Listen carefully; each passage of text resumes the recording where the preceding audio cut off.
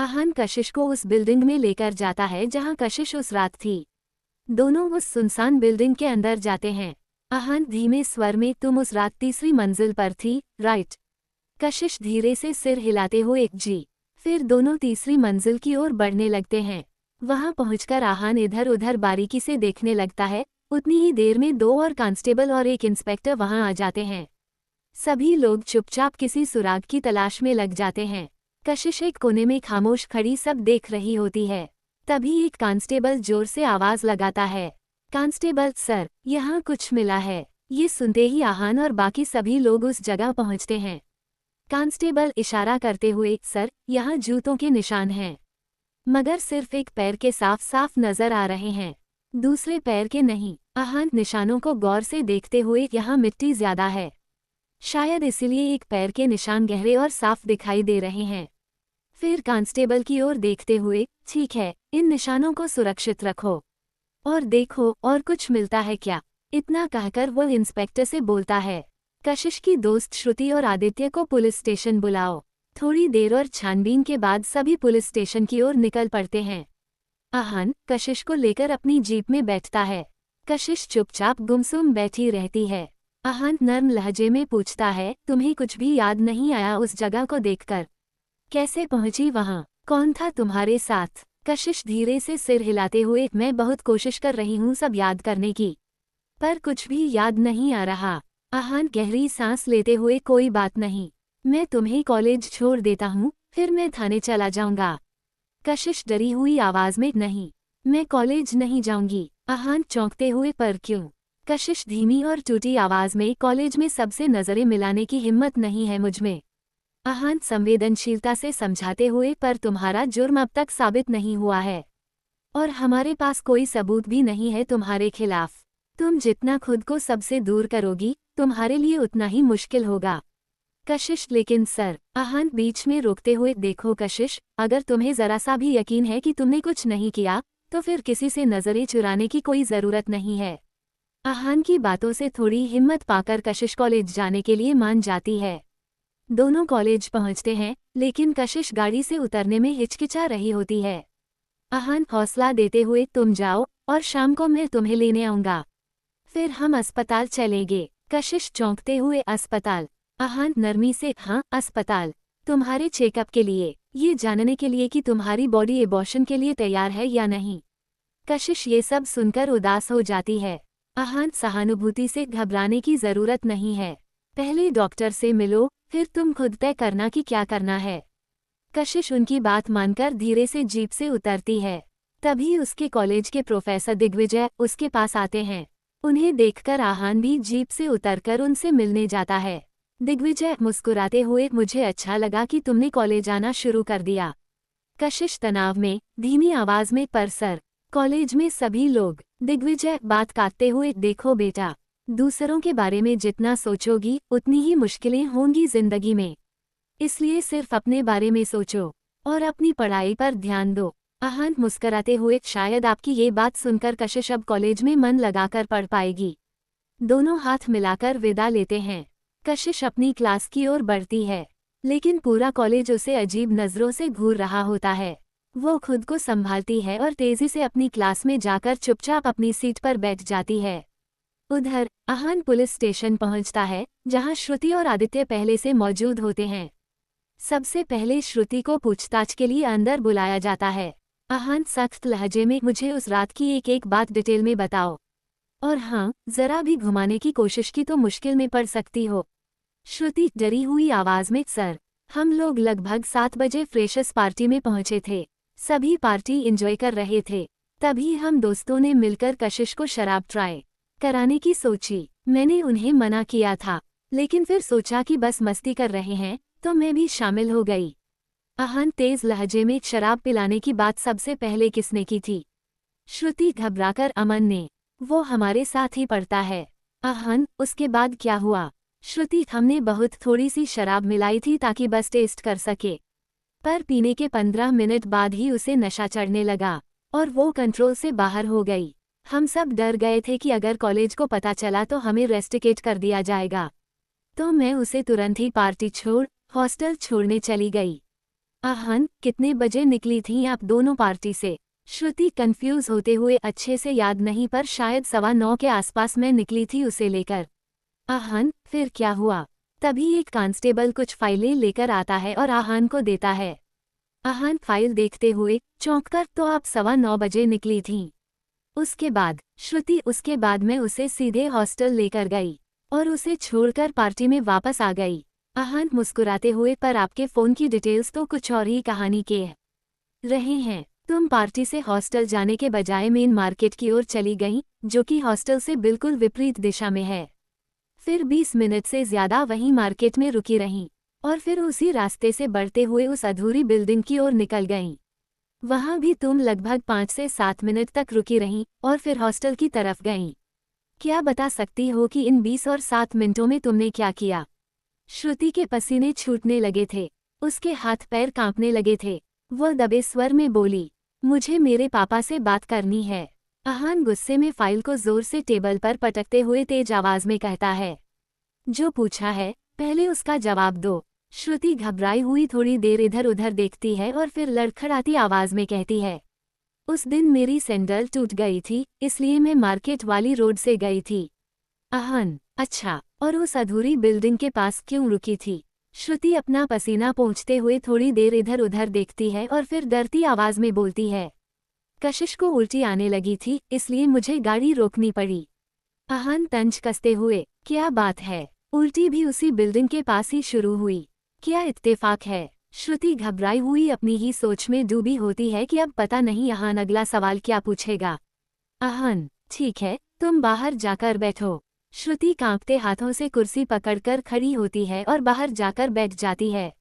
आदित्य श्रुति को घबराया हुआ देखकर पूछता है, क्या हुआ श्रुति, तुम ठीक तो हो ना? तभी एक कांस्टेबल आता है और आदित्य से कहता है, आपको साहब अंदर बुला रहे हैं। आदित्य एक नज़र श्रुति को देखता है और फिर अंदर चला जाता है। आदित्य के अंदर जाते ही आहन अपना सवाल शुरू करता है, कशिश तुम्हारी प्रेमिका थी, फिर भी उसे नशे की हालत में हॉस्टल छोड़ने क्यों नहीं गए? आदित्य तीखे लहजे में जवाब देता है, अगर छोड़ने जाता तो क्या हो जाता? आप लोग मेरे ऊपर ही सारा इल्जाम लगा देते। आहन गुस्से से आदित्य को घूरकर कहता है, जितना पूछा जाए उतना ही जवाब दो, नहीं तो तुम्हें अंदर करने के लिए मुझे किसी सबूत की जरूरत नहीं पड़ेगी। आदित्य चुपचाप जवाब देता है, मैंने श्रुति से पूछा था कि मुझे चलना चाहिए या नहीं। उसने कहा कि वो मैनेज कर लेगी, तो मैं नहीं गया। आहन आश्चर्य से, कशिश तुम्हारी प्रेमिका थी, तो तुम्हें उसकी जरा भी चिंता नहीं थी कि वो कैसी होगी, या श्रुति उसे अकेले कैसे संभालेगी? आदित्य गहरी सांस लेकर कहता है, सर, मैं बात को घुमा फिराकर नहीं कहूँगा। सच्चाई ये है कि मैं कशिश से तंग आ गया था। वो एक चरित्रहीन लड़की है। आहन गुस्से में उसकी ओर देखते हुए, तुमने ये चरित्र प्रमाण पत्र उसे क्यों दिया? आदित्य झुंझलाकर, सर, पूरे कॉलेज में यही चर्चा थी कि वो और प्रोफेसर दिग्विजय। आहन चौंकते हुए, प्रोफेसर दिग्विजय और कशिश, क्या? आदित्य, सर, पक्के तौर पर तो नहीं कह सकता, लेकिन सब कहते थे कि उनके बीच कुछ चल रहा था। आहन, ऐसा सोचने की वजह? आदित्य ढिठाई से, सर, प्रोफेसर दिग्विजय जब देखो कशिश का नाम ही लिया करते थे, हर काम में बस वही, और मैंने तो कई बार उन्हें कशिश को घूरते हुए भी देखा है। आहन सख्ती से, इन सब बातों में कशिश का चरित्र कहाँ साबित होता है? आदित्य कुछ देर आहन की ओर देखता है, फिर नजरें झुका लेता है और कहता है, वो भी हमेशा उनके पीछे पीछे ही रहती थी, जब देखो तब बिजी, मेरे लिए कभी वक्त नहीं होता था। आहन उसकी बातें सुनकर कड़े स्वर में कहता है, वो तुम्हें वक्त नहीं दे रही थी, इसका मतलब ये नहीं कि वो चरित्रहीन है। हो सकता है वो अपने करियर पर ध्यान दे रही हो। अगर दोबारा किसी को ऐसा चरित्र प्रमाण पत्र देने की कोशिश की ना, तो मैं तुम्हारा कैरेक्टर सर्टिफिकेट तैयार कर दूंगा। इतना कहकर आहन आदित्य को जाने को कहता है, फिर कांस्टेबल को बुलाकर कहता है, दोनों को अब जाने को कह दो और श्रुति और कशिश के कॉलेज के प्रोफेसर दिग्विजय पर नजर रखने को कहो। जैसे ही दोनों लोग रवाना होते हैं, आहन बेचैन हो उठता है। वो तुरंत कशिश को कॉल करता है, ये जानने के लिए कि कॉलेज का लेक्चर खत्म हुआ या नहीं, लेकिन फोन कोई अनजान आदमी उठाता है। हेलो सर, एक लड़की का एक्सीडेंट हो गया है और ये फोन उसी के पास गिरा हुआ मिला। आहन के पैरों तले जमीन खिसक जाती है। एक पल को वो पूरी तरह से सन रह जाता है, उसकी आंखों के सामने बस कशिश की मुस्कुराती तस्वीर घूम जाती है। खुद को संभालते हुए वो कहता है, मैं पुलिस इंस्पेक्टर आहान बोल रहा हूँ। प्लीज आप उसे जल्दी से किसी नज़दीकी अस्पताल लेकर जाइए। मैं बस अभी पहुँचता हूँ। बिना देर किए वो अपनी जीप स्टार्ट करता है और तेजी से अस्पताल की ओर निकल पड़ता है। आहान जैसे ही अस्पताल पहुँचता है, वो सीधे कशिश के कमरे में दाखिल होता है। वो उसे देखकर एक पल के लिए दम तोड़ देता है। कशिश के सिर पर पट्टी बंधी होती है, हाथों में सलाइन की बोतलें, और वो एकदम बेहोशी की हालत में होती है। डॉक्टर उसका चेकअप कर रहे होते हैं। आहान की आवाज़ कांपती है, डॉक्टर कैसी है अब कशिश? डॉक्टर एक लंबी सांस लेते हुए कहते हैं, अभी हालत नाजुक है, खून बहुत बह चुका है। और आहान घबराकर पास आता है। और क्या? डॉक्टर थोड़ी देर चुप रहकर कहते हैं, इनका मिसकैरेज हो गया है। एक गहरी खामोशी छा जाती है। आहान की आंखें फटी की फटी रह जाती हैं। उसके सीने में जैसे कोई भारी पत्थर रख दिया गया हो। उसके हाथ कांपते हैं, आंखें भर आती हैं। वो कमरे से बाहर निकलता है, लेकिन उसके दिल में एक तूफान चल रहा होता है। सख्त लहजे में वो कहता है, 24 घंटे इस वार्ड के बाहर सुरक्षा चाहिए मुझे, और मुझे हर हाल में पता चाहिए कि ये सब कैसे हुआ। आहान एक कांस्टेबल को साथ लेकर घटनास्थल पर पहुंचता है। वहां कुछ लोग बताते हैं, वो लड़की काफी घबराई हुई सी लग रही थी, अकेली तेजी से चल रही थी। तभी पीछे से एक ट्रक ने उसे टक्कर मार दी। घटना कॉलेज के ठीक पास में हुई थी। आहान के मन में सवाल उठता है, वो कॉलेज के बाहर इस तरफ आई ही क्यों थी? क्या ढूंढ रही थी? आहान दोबारा अस्पताल लौटता है। कशिश अब भी बेहोश होती है, एक टूटी हुई गुड़िया की तरह बिस्तर पर पड़ी हुई। आहान चुपचाप उसके पास जाता है, उसकी तरफ देखता है। उसकी साफ मासूम सूरत, उसका झुका हुआ माथा, उसके हल्के से कांपते होंठ। आहान की आंखों से एक आंसू टपककर उसके गाल पर गिर जाता है। वो बुदबुदाता है, तू तो मेरी कुछ भी नहीं है। फिर तुझसे इतना लगाव क्यों हो गया है कशिश? क्यों तेरी ये हालत मुझसे देखी नहीं जा रही? क्यों? ये आंसू थम नहीं रहे, और फिर थोड़ी देर वहीं चुपचाप बैठ जाता है। उसकी आंखें लगातार काशिश की ओर टिकी होती हैं। तभी उसे काशिश की उंगलियां थोड़ी सी हिलती हुई दिखाई देती हैं। आश्चर्य और डर के मिले जुले भावों के साथ वो तुरंत डॉक्टर को आवाज देता है, डॉक्टर, डॉक्टर जल्दी आइए, कुछ हलचल हो रही है। डॉक्टर फौरन अंदर आते हैं, जांच करते हैं, और फिर गंभीरता से कहते हैं, आप बाहर जाइए, हमें इन्हें चेक करना है। आहान धीरे धीरे कमरे से बाहर आता है, उसका दिल जोर जोर से धड़क रहा होता है। कुछ देर बाद डॉक्टर बाहर आते हैं और आहान को देखते हुए कहते हैं, उन्हें होश तो आ गया है। लेकिन डॉक्टर की बात अधूरी रह जाती है। आहान परेशान होकर पूछता है, लेकिन क्या डॉक्टर, अब कैसी है वो? डॉक्टर गहरी सांस लेते हैं। उन्हें अपने बारे में कुछ भी याद नहीं, पूरी तरह से याददाश्त चली गई है। ये सुनते ही आहान के चेहरे का रंग उड़ जाता है। वो जैसे पथरा जाता है, क्योंकि इस केस में जो एकमात्र उम्मीद थी, वो थी काशिश, और अब वही सब कुछ भूल चुकी थी। वो अंदर ही अंदर टूटने लगता है, पर खुद को संभालता है और डॉक्टर से पूछता है, डॉक्टर, क्या वो कभी ठीक हो पाएंगी? मतलब उनकी याददाश्त कब तक वापस आ सकती है? डॉक्टर गंभीरता से देखते हैं।